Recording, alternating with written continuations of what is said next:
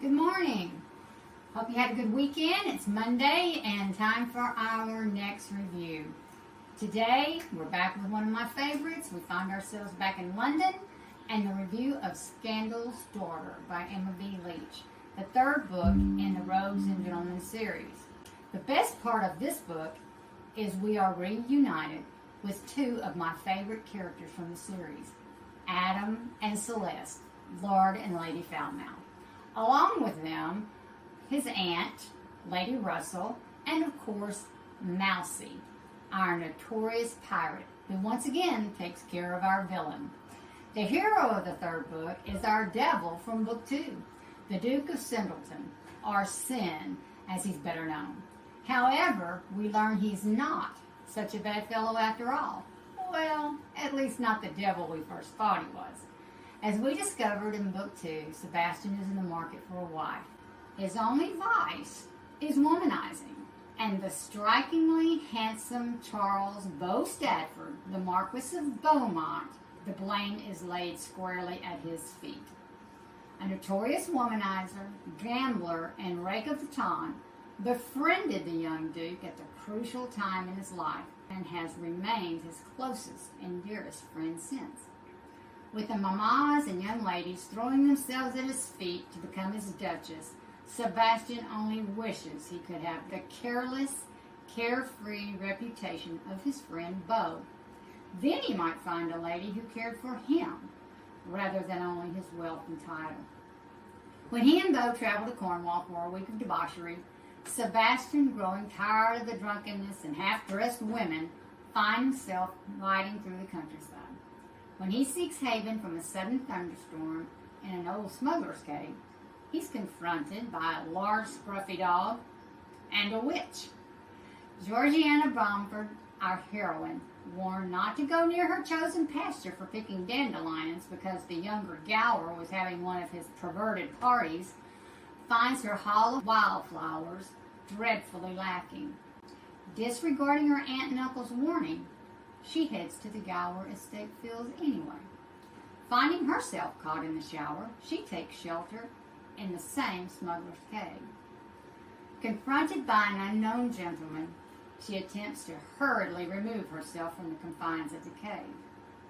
That's when Georgiana gains her first lesson in taking heed to the warnings from her elders.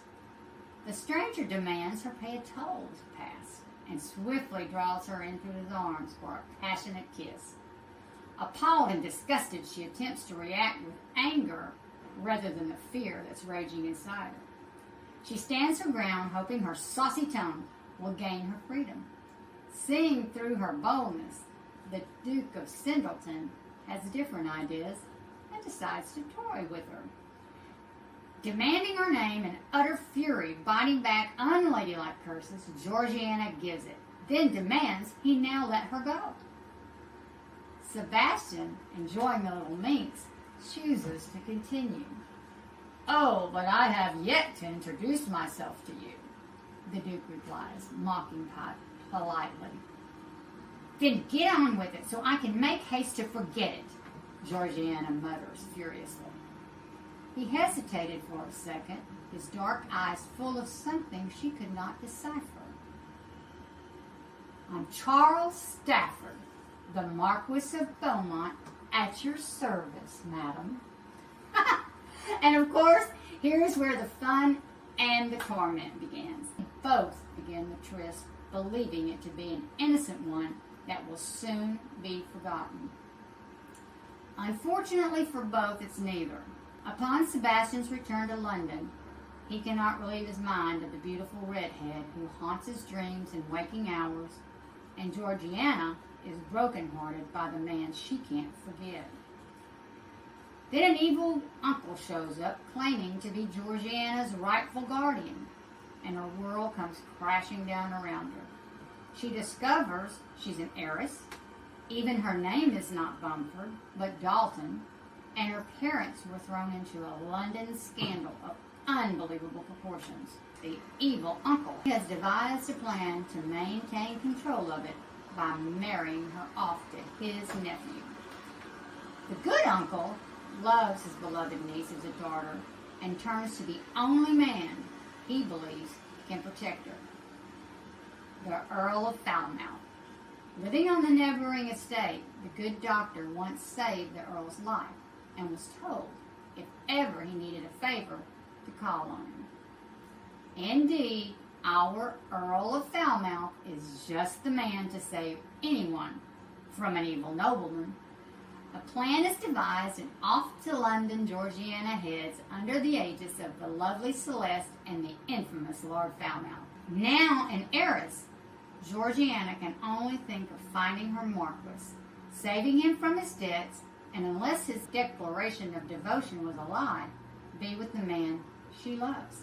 Adam's aunt, Lady Seymour Russell, has the dirt on everyone in the town, so she's invited to tighten up Georgiana's defense from her mother's scandal 20 years in the past.